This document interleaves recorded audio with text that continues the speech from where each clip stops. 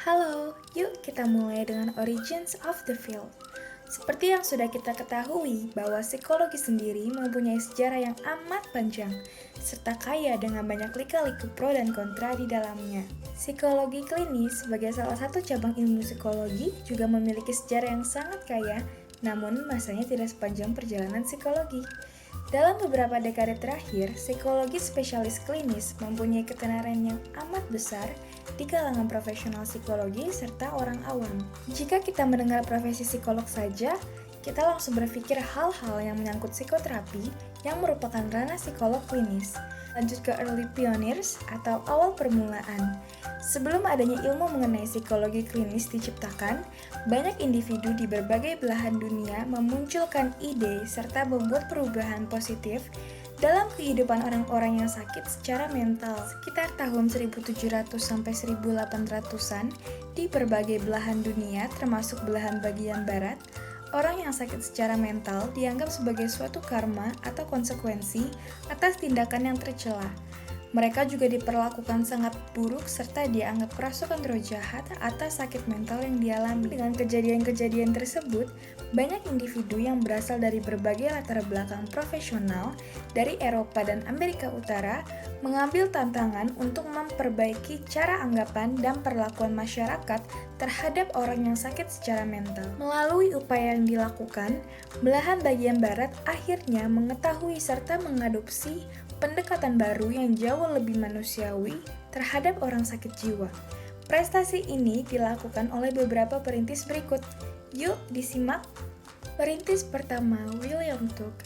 William Tuke adalah seorang dermawan sekaligus pengusaha teh maupun kopi yang berasal dari wilayah Inggris. Hadirnya Tuke sangat berjasa dalam mengatasi orang-orang sakit jiwa.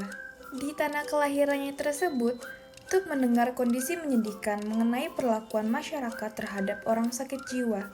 Tuke mengunjungi rumah sakit jiwa untuk melihat secara langsung perlakuan yang diberikan terhadap orang sakit jiwa dan dia terkejut atas apa yang dia lihat. William Tuke mengabdikan sebagian besar hidup serta penghasilannya untuk membantu orang-orang sakit jiwa dengan mengumpulkan dana dan membuka York Retreat.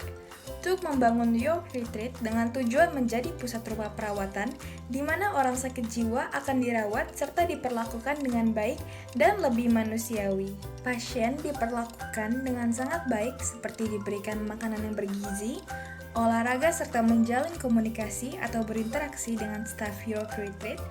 Hal ini tentu jauh berbeda pada perlakuan sebelumnya di mana orang sakit jiwa dianggap sebagai musibah atau sampah masyarakat. Tidak lama setelah York Retreat berdiri, mulailah bermunculan berbagai lembaga serupa yang dibuka di seluruh Eropa dan Amerika Serikat.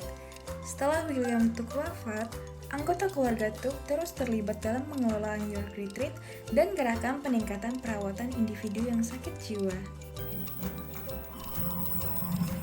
Tokoh selanjutnya yaitu Philippe Pinel, yang lahir pada tahun 1745 dan harus menutup usia pada tahun 1826. Beliau merupakan seorang pemberantas dan pejuang penyakit mental di negara Perancis. Pada masanya, ia berhasil membebaskan individu dengan penyakit mental dari penjara bawah tanah di Paris, di mana mereka, individu dengan penyakit mental, lebih diperlakukan sebagai narapidana daripada sebagai pasien. Ia juga berusaha sangat keras untuk meyakinkan orang-orang pada zamannya, termasuk orang-orang berkuasa di Prancis, bahwa sakit mental bukanlah kerasukan hantu, dan mereka layak untuk mendapatkan belas kasih dan harapan, bukan penganiayaan dan cemoohan. Alhasil, usahanya menghasilkan suatu institusi yang bertujuan untuk menjaga, merawat, dan mengembangkan individu dengan sakit mental. Tokoh selanjutnya yaitu bernama Eriton. Beliau lahir pada tahun 1799 dan harus menutup usianya pada tahun 1833. Beliau merupakan seorang dokter di Connecticut pada tahun 1800, masa di mana rumah sakit untuk penyakit mental masih sangat terbatas. Hal ini tidak heran karena pada masa ini penyakit mental masih dianggap sebagai sesuatu yang memalukan. Tidak berhenti sampai di situ, beliau akhirnya belajar dari usaha pinjal di Prancis dan menyebarkannya pada rekan-rekan medisnya di Amerika Serikat.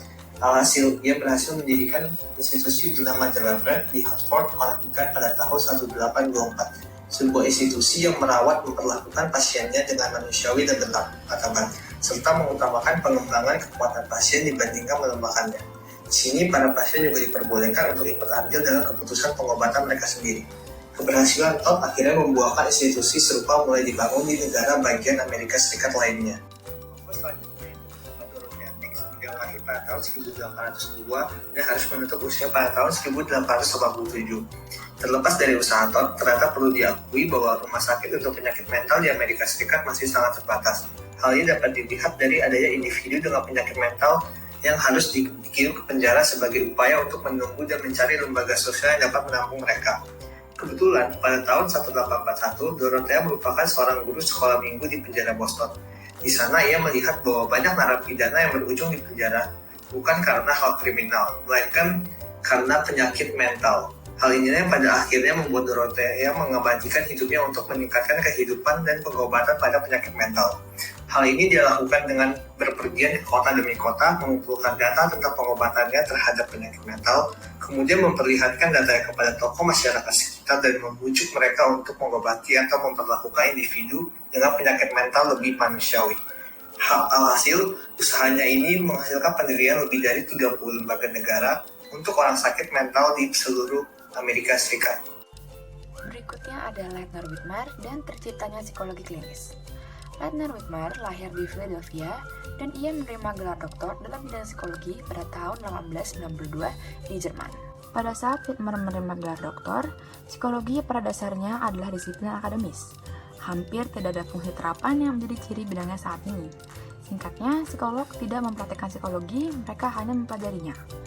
4 tahun setelah ia menerima gelar doktornya, akhirnya Leitner mendirikan klinik psikologi pertama di University of Pennsylvania. Ini adalah pertama kalinya ilmu psikologi secara sistematis dan sengaja diterapkan pada masalah seseorang. Pada bagian berikutnya, kita akan membahas mengenai assessment. Pertama, kita akan membahas isu diagnostik. Perdebatan mengenai mengkategorikan penyakit mental telah menjadi isu sentral psikologi klinis yang sudah dimulai jauh sebelum Whitmer masuk. Pada 1800-an di Eropa, sistem pelabelan untuk penyakit mental mulai terbentuk dengan cara yang sangat sederhana. Secara khusus, penyakit mental sering ditempatkan di salah satu dari dua kategori yang sangat luas, neurosis dan psikosis. Individu yang neurotik dianggap menderita beberapa gejala kejiwaan, termasuk apa yang sekarang kita sebut sebagai kecemasan dan depresi, tetapi tetap mempertahankan pemahamannya yang utuh tentang kenyataan. Sedangkan individu psikotik menunjukkan mereka terlepas dari kenyataan dalam bentuk halusinasi, delusi, atau pemikiran yang sangat tidak teratur. Emil Kraepelin menawarkan sistem dua kategori penyakit mental yang berbeda. Kraepelin membedakan gangguan eksogen yang disebabkan oleh faktor eksternal dari gangguan endogen disebabkan oleh faktor internal. Kraepelin juga memberi nama pada contoh spesifik gangguan dalam kategori eksogen ataupun endogen yang luas. Misalnya, ia mengusulkan istilah-istilah seperti paranoia, psikosis manik depresif, melankolia involusi, kepribadian siklotimik, dan kepribadian autistik, istilah-istilah yang sebelumnya belum diciptakan. Dengan menawarkan terminologi khusus seperti itu, Kraepelin menetapkan preseden untuk penciptaan istilah diagnostik yang akhirnya mengarah pada Diagnostic and Statistical Manual of Mental Disorders atau yang disebut dengan DSM. DSM ini selalu berkembang dan diagnostiknya pun terus bertambah, karena seiring berkembangnya waktu ada gangguan yang baru dikenali atau kondisi yang dianggap normal sebelumnya ternyata adalah sebuah gangguan. Setelah isu diagnostik, berikutnya kita akan membahas mengenai Assessment of Intelligence. Edward Lee Thorndike termasuk di antara mereka yang mempromosikan gagasan bahwa setiap orang memiliki kecerdasan independen dan terpisah. Sedangkan Charles Spearman memimpin sekelompok ahli teori yang berpendapat tentang keberadaan G, kecerdasan umum yang dianggap tumpang tindih dengan banyak kemampuan tertentu. Perkembangan penting dalam sejarah pengujian kecerdasan muncul pada awal 1900-an ketika pemerintah Prancis mencari bantuan untuk menentukan siswa sekolah umum mana yang harus memenuhi syarat untuk pelayanan khusus. Menanggapi permintaan ini, Alfred Binet bersama dengan Theodore Simon menciptakan skala Binet-Simon pertama pada tahun 1905. Kemudian, skala tersebut direvisi oleh Louis Terman pada tahun 1937 yang disebut Stanford Binet Intelligence Scale. Revisi Terman masih berfokus pada pengukuran IQ anak. Maka, pada tahun 1939, David Wechsler memenuhi kebutuhan akan tes kecerdasan yang dirancang khusus untuk orang dewasa yang disebut dengan Wechsler Adult Intelligence Scale atau WISE.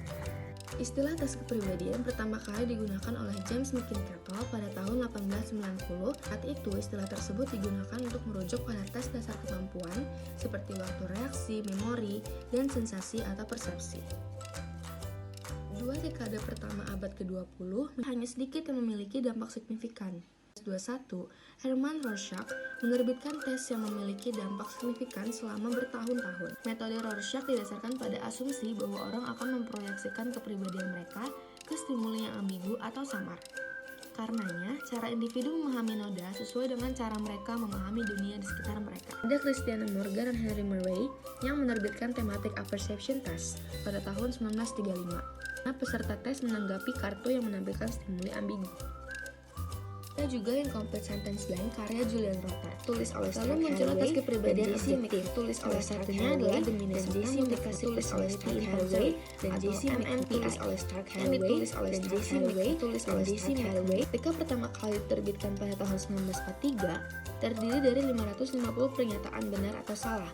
Pola tanggapan peserta tes mewakili banyak kategori diagnostik.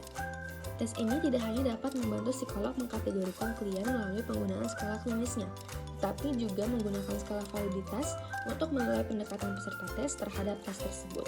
Pada tahun 1989, MMPI-2 dirilis menghilangkan beberapa bahasa yang ketinggalan zaman atau membingungkan dari tes aslinya. Semua versi MMPI memiliki ciri khas tes kepribadian objektif yang berkualitas tinggi. Adapun tes objektif lainnya, yaitu yang pertama ada inventarisasi kepribadian Neo dan penerusnya. Alih-alih kategori diagnostik, skalanya didasarkan pada karakteristik kepribadian universal yang umum bagi semua individu. Ada juga Back Depression Inventory dan Back Anxiety Inventory. Ini adalah instrumen yang mengukur keadaan atau sifat yang lebih spesifik. Lalu kita masuk ke pembahasan psikoterapi. Nis bekerja di bidang akademis, bukan sebagai praktisi. Dan baru pada tahun 1910-an atau 1950-an, psikoterapi memainkan peran penting dalam sejarah psikologi klinis. Faktanya, pada paruh pertama tahun 1900-an, tes psikologis adalah wilayah yang akrab bagi psikolog klinis. Pertengahan abad ke-20, ketika psikoterapi naik ke tempat yang lebih menonjol, pendekatan psikodinamik untuk terapi mendominasi. Pada tahun 1950-an atau 1960-an, misalnya, behaviorisme muncul sebagai pendekatan yang berbeda secara fundamental terhadap manusia dan masalah perilaku atau emosional mereka. Baru-baru ini, minat pada terapi kognitif dengan penekanannya pada pemikiran logis sebagai dasar kesehatan psikologis telah meningkat ke titik yang telah menjadi orientasi tunggal yang paling populer di kalangan psikolog klinis. Poin pentingnya adalah bahwa kebanyakan pilihan terapi yang saat ini tersedia untuk psikologi klinis tidak selalu ada. Sebaliknya, metode ini telah berkembang sepanjang sejarah disiplin. Profesi dalam psikologi klinis itu sendiri telah berkembang sejak awal. Bahkan di tahun-tahun awal, langkah-langkah signifikan terlihat jelas. Tahun 1917, Asosiasi Psikolog Klinis Amerika didirikan, dan pada tahun 1919 beralih ke bagian klinis dari Asosiasi Psikologi Amerika. Pada tahun 1921, Psychological Corporation didirikan, menandakan besar-besar akan menjadi tes psikologi dan ukuran dasar kepribadian. Jumlah tempat pelatihan meningkat dramatis, dan American Psychological Association mengakreditasi program pasjana yang menawarkan pengalaman pelatihan yang sesuai dengan terapi, penilaian, dan penelitian.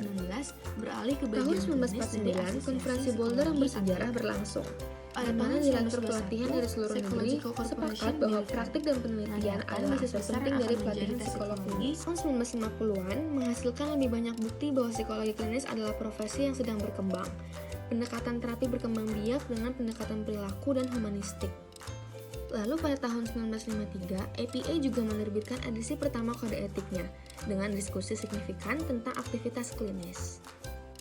Tahun 1960-an dan 1970-an, program seri pertama muncul menawarkan pelatihan pasca sarjana yang mengumpulkan banyak pilihan yang menekankan keterampilan klinis terapan daripada keahlian penelitian. Dan karena psikoterapi menjadi bagian yang diakui oleh perawatan kesehatan Amerika, perusahaan asuransi mulai mengotorisasi pembayaran untuk layanan psikologi klinis seperti yang mereka lakukan untuk layanan banyak spesialis medis. Pada tahun 1960-an dari lembaga medis, program seri pertama muncul menawarkan pelatihan pasca sarjana yang membutuhkan banyak pilihan. Psikoterapi juga berkembang terutama dalam pengaturan daripada keahlian peningkatan rasa hormat dari lembaga medis. Dan karena psikoterapi menjadi bagian yang diakui oleh perawatan kesehatan Amerika dan hak pembayaran asuransi mulai mengotorisasi psikoterapi juga berkembang untuk layanan psikologi klinis seperti yang pribadi dan untuk layanan banyak spesialis lembaga medis. Pertumbuhan profesi ini terus berlanjut hingga 1990-an dan 2000-an seperti halatran keragaman gender dan etnis dari mereka yang bergabung. Pertumbuhan profesi ini terus berlanjut hingga 1990-an dan 2000-an seperti halatran keragaman gender dan etnis dari mereka yang bergabung. Pertumbuhan profesi ini terus berlanjut hingga 1990-an dan 2000-an seperti halatran keragaman gender dan etnis dari mereka yang bergabung. Pertumbuhan profesi ini terus berlanjut hingga 1990-an dan 2000-an seperti halatran keragaman gender dan etnis dari mereka yang bergabung. Pertumbuhan profesi ini terus berlanjut hingga 1990-an dan 2000-an seperti halatran